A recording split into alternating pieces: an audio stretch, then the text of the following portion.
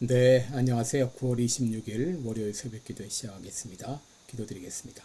은혜로우신 우리 아버지 은혜와 사랑을 감사와 찬송과 영광을 돌리옵나이다. 하나님께서 오늘도 우리들을 사랑하시며 또 새로운 한 날을 시작합니다. 우리와 영원토록 동행하시겠다고 약속하신 하나님께서 우리의 앞길을 오늘도 인도하여 주실 것을 믿습니다. 믿음으로 담대하게 행하는 귀한 하루가 되게 해 주옵소서.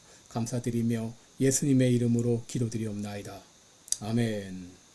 네, 찬송가 370장입니다. 주 안에 있는 나에게 땅내심이 있으랴. 370장입니다. 예전 찬송가는 455장입니다.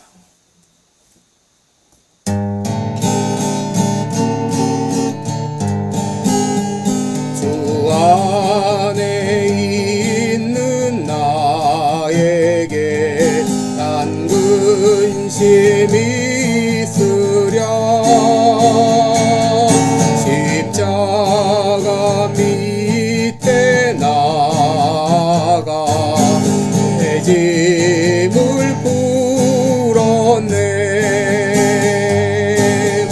주님을 찬송하면서 할렐루야 할렐루야. 내 앞길 멀고 험해도 나 주님만 따라가리. 그 두려움이 변하여 내 기도 되었고 전날의 한숨 변하여 내 노래 되었네. 주님을 찬송하면서 할렐루야 할렐루야. 내 앞길 멀고 험해도 나 주님만 따라가리. 의주는 자비하셔서 늘 함께 계시고 내 궁핍 감응하시고 늘 채워주시네.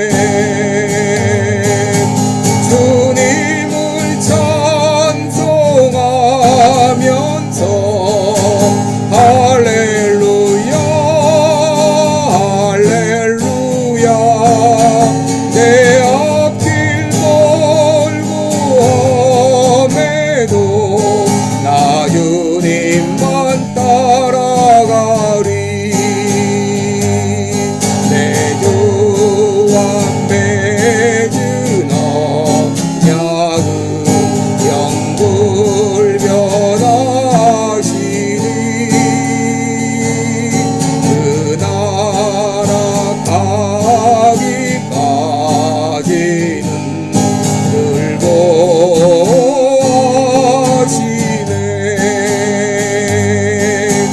주님을 찬송하면서 할렐루야 할렐루야. 내 앞길 멀고 험해도 나 주님만 따라가리. 아멘. 네, 우리 오늘은 시편 54편입니다. 시편 54편 1절로 7절까지 봉독해 드립니다. 시편 54편 1절로 7절입니다. 제가 봉독해 드립니다. 하나님이여 주의 이름으로 나를 구원하시고 주의 힘으로 나를 판단하소서. 하나님이여 내 기도를 들으시며 내 입의 말에 귀를 기울이소서. 외인이 일어나 나를 치며 강포한 자가 내 생명을 수색하며 하나님을 자기 앞에 두지 아니하였음이니이다.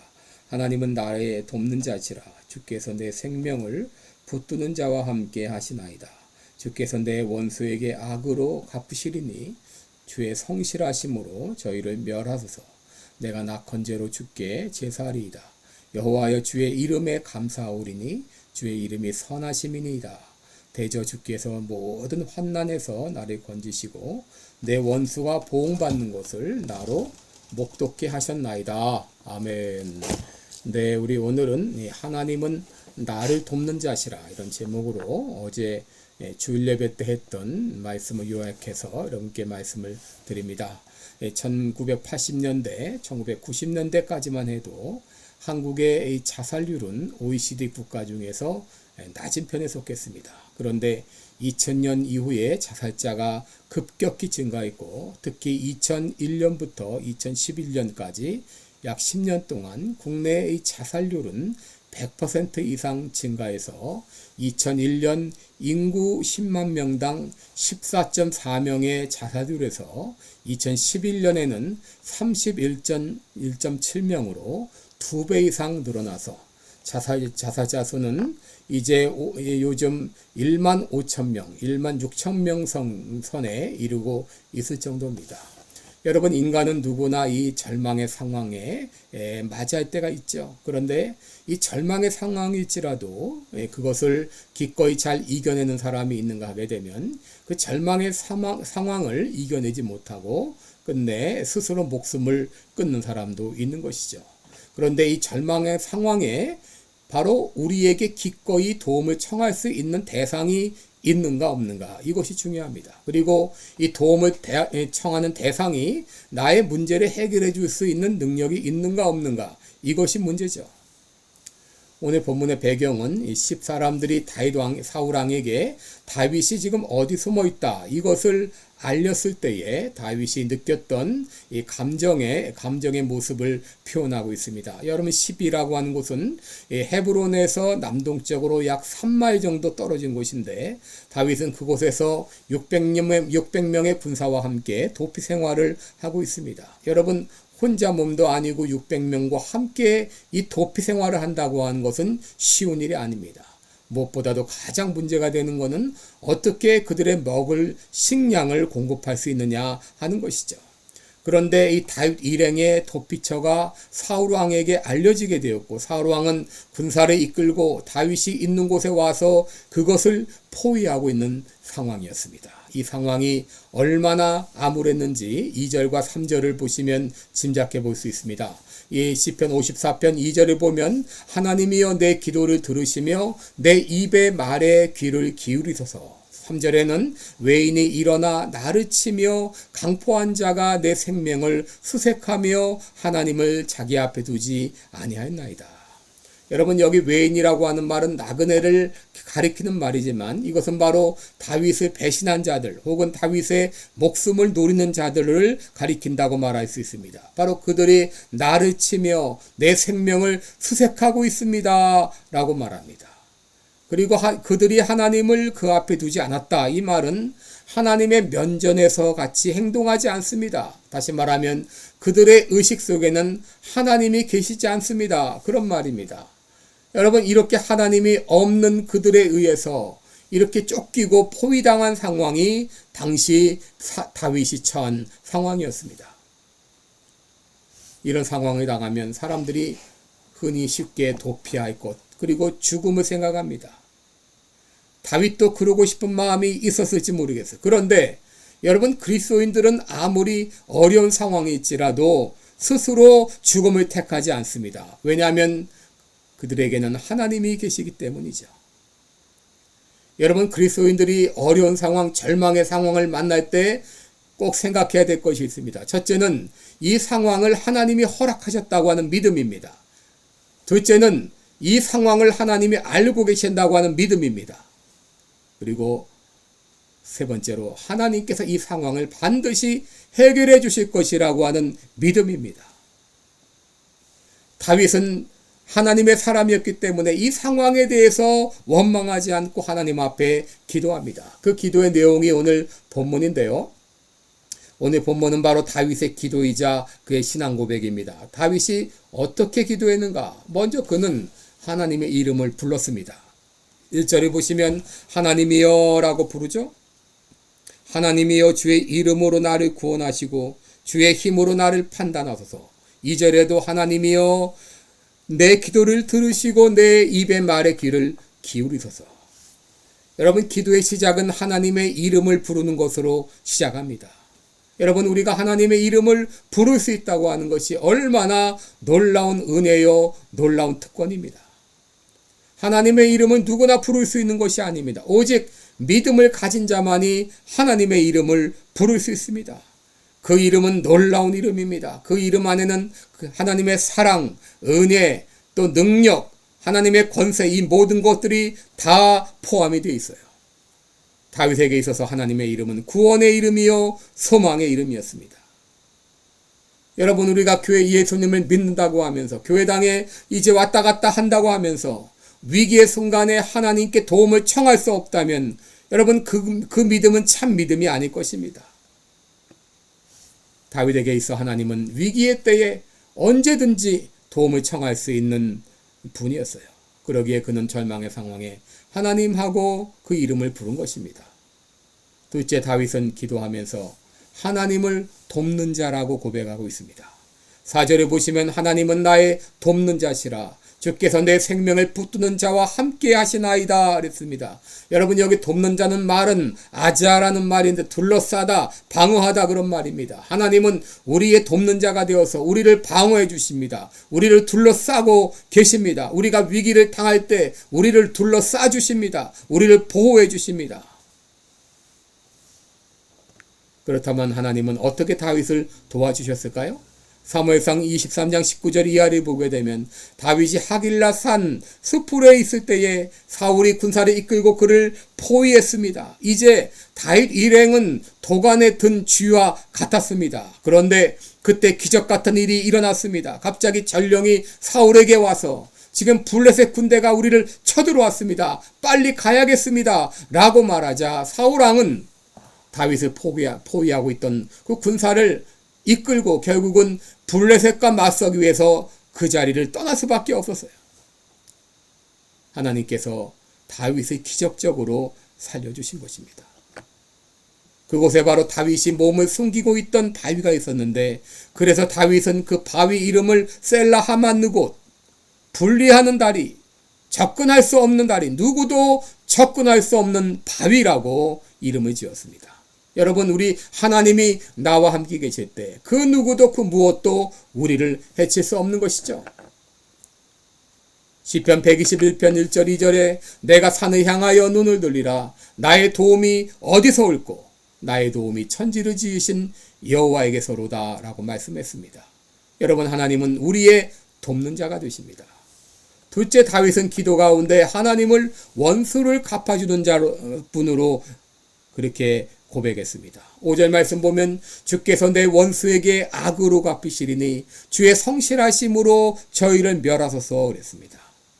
여러분, 여기 갚으신다고 하는 말은 패배시키다, 무효로 하다 그런 뜻입니다. 하나님은, 우리 주님은 의로우실 뿐 아니라 성실하십니다. 그러기에 우리의 원수를 갚아주십니다. 여러분, 우리가 살면서 가장 억울할 때, 그때는 하지도 않은 일을 누명을 뒤집어 쓰고 그것으로 인해서 감옥에 간다든지 고통을 받을 때 그것을 참기 어렵죠? 여러분, 다윗이 그랬습니다. 다윗이 무슨 잘못을 했습니까? 그런데 사울왕은 이 다윗을 죽이려고 그렇게 쫓아다녔습니다. 여러분, 이 다윗왕은 사울을 죽일 수 있는 기회가 몇 번 왔죠. 그런데 다윗은 사울왕을 죽이지 않았습니다. 그리고 뭐라고 기도합니까? 주께서 내 원수에게 악으로 갚으시리니 주의 성실하심으로 저희를 멸하소서. 자신이 직접 원수를 갚는 것이 아니라 그 원수 갚는 것을 하나님께 의탁한 것이죠.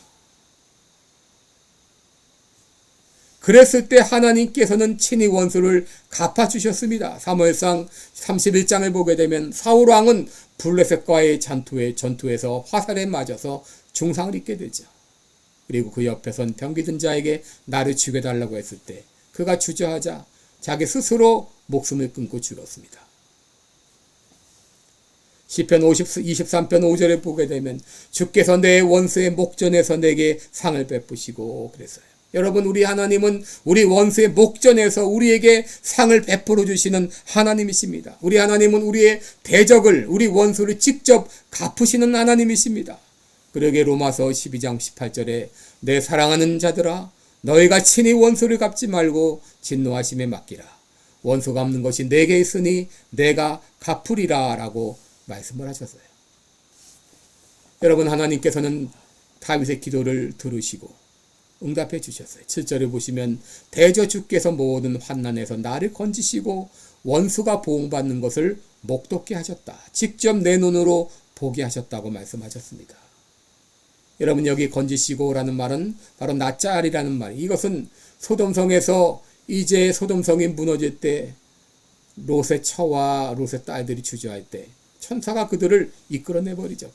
낚아채듯 그들을 건졌죠. 마찬가지로 하나님께서 우리를 위기 상황에서 절망스러운 상황에서 낚아채듯 우리를 구원하셨다고 하는 것이죠. 우리 하나님은 우리의 아버지가 되시죠. 우리 하나님은 우리를 돕는 자가 되십니다. 그리고 우리 하나님은 우리의 원수를 친히 갚아주시는 분이십니다. 여러분, 절망스러운 상황에 있습니까? 위기 가운데 있습니까? 먼저 하나님 아버지하고 불러보세요. 하나님의 이름만 불러도 반은 해결된 것 같습니다. 그리고 우리 하나님은 우리의 헬퍼가 되시고 우리의 원수를 친히 갚아주시는 분이십니다. 그분께 기도하면, 그분께 간구하면 하나님 반드시 응답해 주십니다. 기도하겠습니다. 은혜로우신 우리 아버지, 우리가 살면서 절망스러운 이런 상황을 당하게 됩니다.